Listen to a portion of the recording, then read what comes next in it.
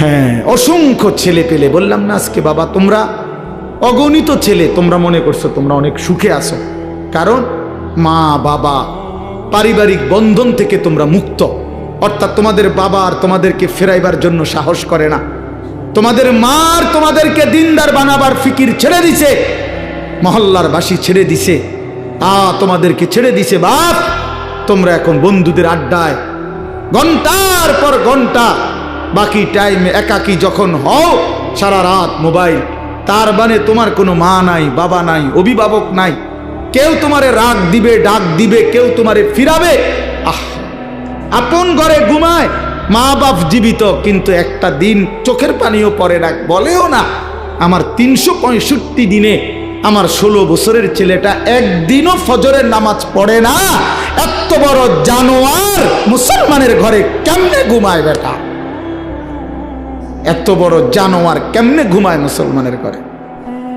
তার বাপ কোথায়? তার মা কোথায়? আহা, তার পরিবার এভাবে ভুলে গেল কেমনে? কিরে বাপ, তোমার উপরে খোদার কি পরিমাণ লানত পড়ছে, খোদার গজব পড়ছে বেটা। এই জন্য কেউ তোমারে আর ডাকে না। আহা, কেউ কিন্তু মনে করাই দেয় না যে রে বাপ তোর জাহান্নাম দেখা যায়, তোর জাহান্নাম দেখা যায়। কেউ মনে করায় না ছেলে পেলেদেরকে, বুঝছে? কেউ মনে করায়।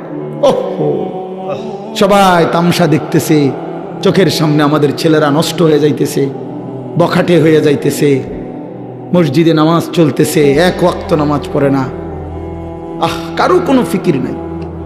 তার বাবা কই, মা কই, দাদা কই, দাদি কই, তার নানা কই, নানি কই, চাচা কই, মামা কই, ফুফা কই, খালু কই, তার বড় ভাই কই, তার বড় বোন কই। কেউ কিচ্ছু বলেন। হেইতে হেইতের মতো হাসে, লাফায়, চুল রাখে তার ইচ্ছা মতো, প্যান্ট পরে তার ইচ্ছা মতো, দুপুরের খানা বিকালে খায়, বিকালের খানা রাইতে খায়, সারা রাত, রাতের 3টা বাজে দেখবেন মোবাইলে ছবি দেখতেছে, ভোরবেলা 9টা বাজে গেছে, ঘুম থেকে উঠতেছে না। এটা মুসলমানের জিন্দিগি? এটা মোমেনের জীবন? এটা বাবা মার সংসার? এটাই সার্থকতা জীবনের? বলে পৃথিবীর সর্বাধুনিক মজবুতি প্রযুক্তি দিয়েও যদি আপনি সোফা বানান, খাট বানান, কি লাভ হবে যদি স্ত্রী সন্তান নাফরমান হয়? হ্যাঁ, যদি ছেলে মেয়ে বেনামাজি হয়, মেয়েটা যদি বেপর্দা হয়, স্ত্রী যদি বেপর্দা হয়, কি ফায়দা? অর্জন কি জিন্দেগির অর্জন কি? এই জন্য আমি অনুরোধ করছি আপনাদের কাছে, দয়া করে ফিকির করেন, ফিকির করেন। ছেলেরা বাপ, নষ্ট হইও না বাপ। যদি অব্যাহত গুনাহ পাপ, একটা শেষ, এই প্রসঙ্গটা শেষ করতে চাই। একটা চূড়ান্ত কথা আপনারা বাবাদেরকেও বলি, একটা গুরুত্বপূর্ণ কথা মনে রাখবেন। কোরআন শরীফে আছে, কেউ যদি গুনাহ লাগাতার করতে থাকে, খোদার কসম আল্লাহ একদিন নারাজ হয়, আর সেদিন আল্লাহ পাক ইচ্ছা করে তাকে আল্লাহ তাআলা পথভ্রষ্ট করে দেয়। আর কোনোদিন আল্লাহ ইচ্ছা করেই তারে আর হেদায়েত দেয় না, আলোর পথে ফিরতে দেয় না, কল্যাণের পথে আসতে দেয় না, জান্নাতের পথে আর আসতেই দেয় না। খোদার কসম, এটা কোরআন শরীফের আয়াত। আল্লাহ বলছে, একদিন আমি সত্যি সত্যি রাগ করলে ফাআনসাহুম আনফুসাহুম, আমি আল্লাহ নিজেই তোর আখিরাত ভুলায় দেব। যা, ঠিক আছে বান্দা, গরু ছাগল কুকুর বিড়ালের মতো খা, ঘুমা, পেশাব পায়খানা কর, যৌন চাহিদা মনে পূরণ কর, ঠিক আছে বান্দা, খালাস। নুয়াল্লিহি মা তাওয়াল্লা ওয়া নুসলিহি জাহান্নাম। যা বান্দা, তোর এই উল্টো পথে চলছিস, চলতে থাকো উল্টো, আমিও তোরে উল্টো পথে চালায়া দিলাম। তো মনে রাখো, একদিন ওয়া নুসলিহি জাহান্নাম, উল্টো পথে চলতে চলতে একদিন তোমারে আমি আল্লাহ ধাক্কা দিয়া, লাথি দিয়া ফেরেশতাকে বলে জাহান্নামে ফেলে দেব, জাহান্নামে ফেলে দেব।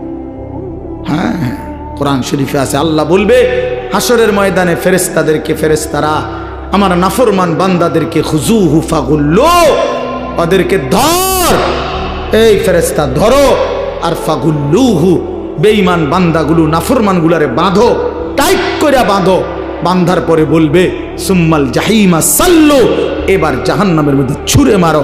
একটা একটা লাথি দিবা, এক এক লাথিতে যেন গিয়ে জাহান্নামে পড়ে, দ্রাম করে মারো লাথি দাও। তুমি দেখো কোরআন শরীফে আছে, সূরা আল হাক্কা, এই সূরার মধ্যে আছে সুম্মা ফি সিলসিলাতিন যারউহা ৭০ যিরাআন ফাসলুকুহ।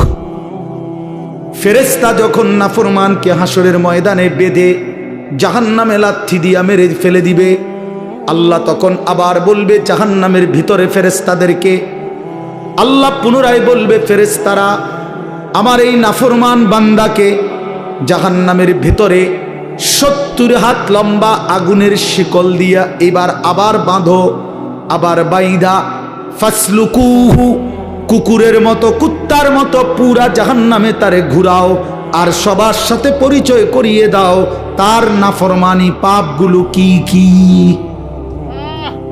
খোদার কসম, এটা কোরআন শরীফের আয়াত। ফেরেশতা বলবে জাহান্নামী বাকিদেরকে, জাহান্নামীরা দেখো এটা সেই বেঈমান যে জীবনভর চুরি করেছে, জিনা করেছে, মদ খেয়েছে, জুয়া খেলেছে, নারী ছাড়া, ছবি ছাড়া, জেনা ছাড়া, উলঙ্গ দৃশ্য ছাড়া, অসভ্যতা ছাড়া যার রাত কাটে নাই, এটা সেই জানোয়ার। ফাসলুকুহু অর্থ হলো এটা। আল্লাহ বলবে বেটা, আল্লাহ বলবে কুত্তার মতো তারে জাহান্নামে ঘুরাও আর সবাইরে দেখাও, সবার সাথে পরিচয় করিয়ে দাও, তার পাপের কথা বলে দাও। নাউযুবিল্লাহ। কি বাপ, কি মনে করছো তোমরা? খামখেয়ালি না? খামখেয়ালি কি মনে করছো দোস্ত? জীবন মানে এখানেই শেষ? ইনহিয়া ইল্লা হায়াতুনাদ দুনিয়া।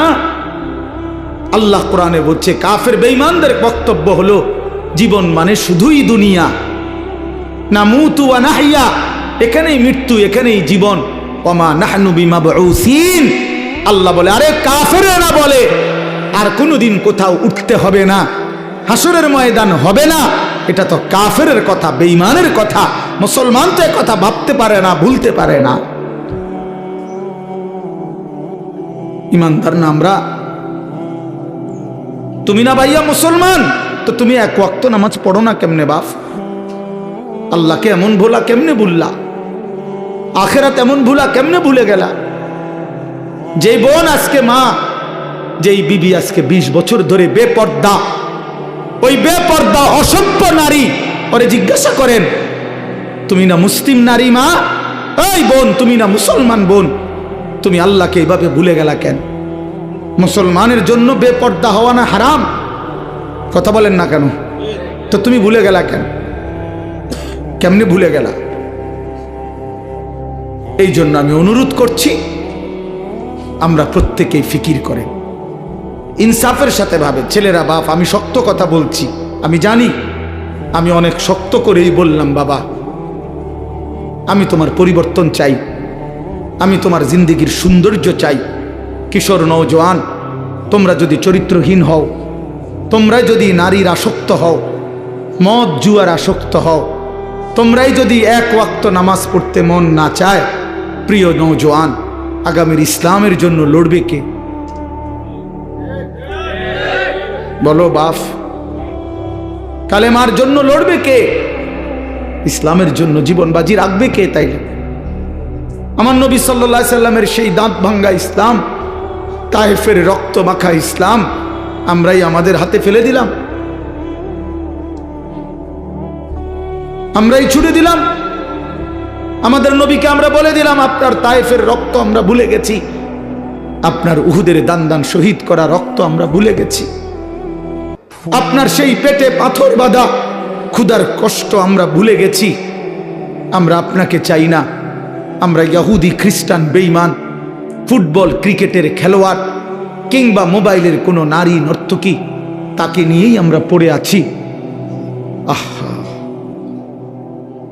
আহা, আল্লাহ নবী সাল্লাল্লাহু আলাইহি ওয়াসাল্লামের কাছে কিন্তু উম্মতের আমল শোনানো হয়। মদিনার রওজা পাকে নবী সাল্লাল্লাহু আলাইহি ওয়াসাল্লাম তো হায়াতুন নবী, তিনি তো জীবিত, জানেন না এটা? কথা বলেন না কেন? তিনি তো কি হায়াতুন নবী, তিনি তো জীবিত, সেখানে সশরীরে জীবিত, সশরীরে জীবিত।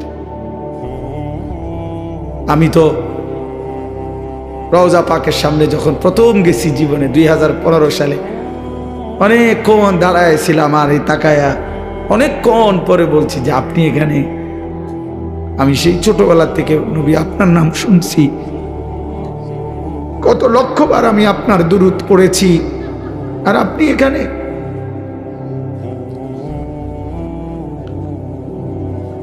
তো আল্লাহর নবী সাল্লাল্লাহু আলাইহি সাল্লামের কাছে উম্মতের আমলনামা শোনানো হয়, ফেরেশতারা শোনায়। আপনার উম্মতের আনিস আজ 1 সপ্তাহ যাবত এই করেছে।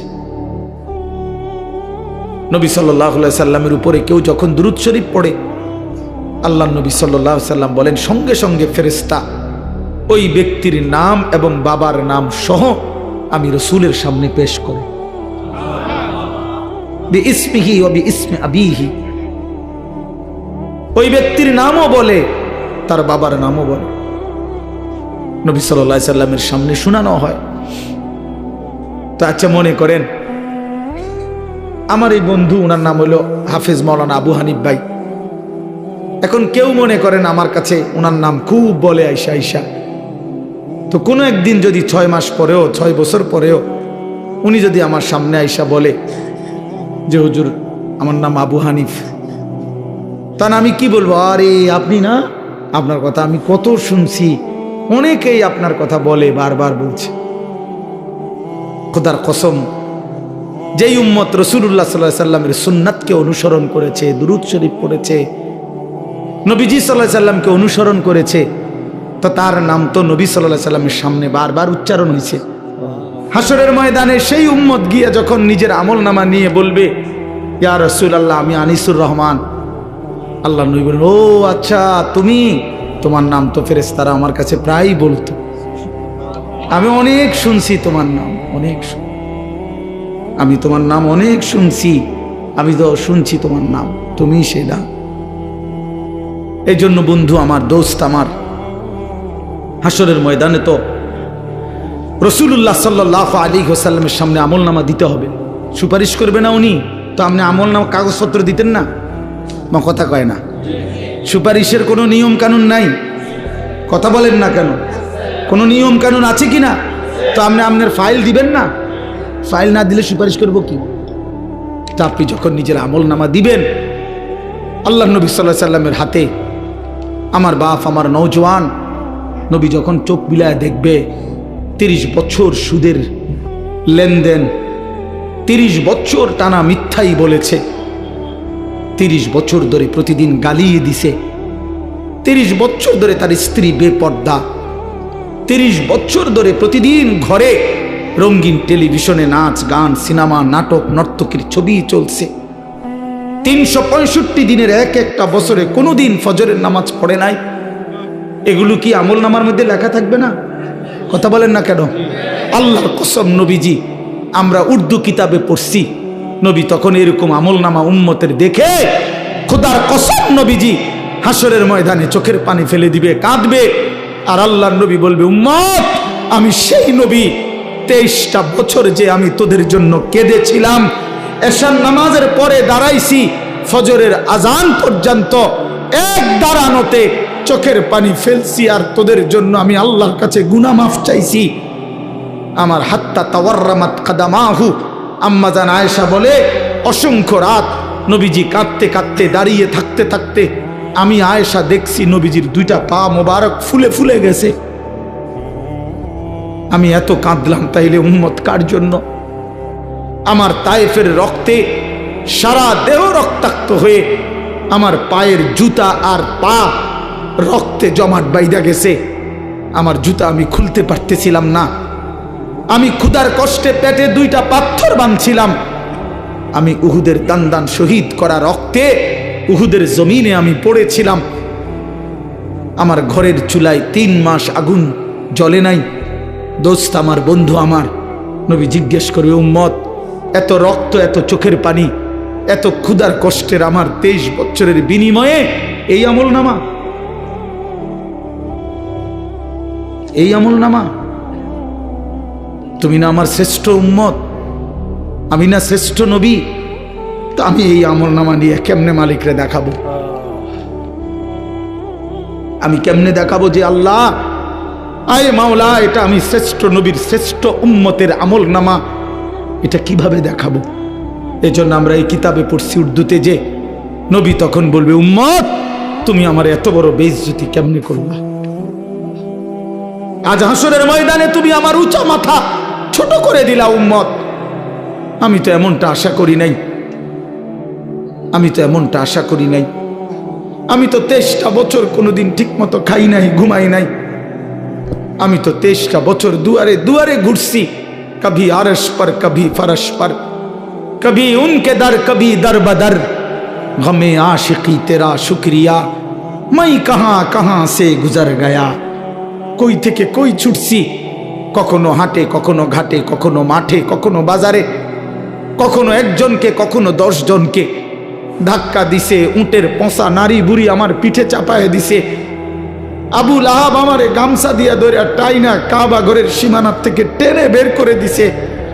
আবু জাহেল আমারে ধাক্কা দিতে দিতে খানায় কাবার সীমানার থেকে বের করে দিছে। আমি এত অপমান সইলাম, এত বেইজ্জতি সইলাম, আমি এত পাথরের আঘাত সইলাম, বিনিময় উম্মত তোদের কাছে আমার এই কলিজা ছেঁড়া রক্ত ভেজা দিন দিয়ে গেলাম, ইসলাম দিয়ে গেলাম, কোরআন দিয়ে গেলাম, সবকিছু এভাবে ছুঁড়ে ফেলে দিছ।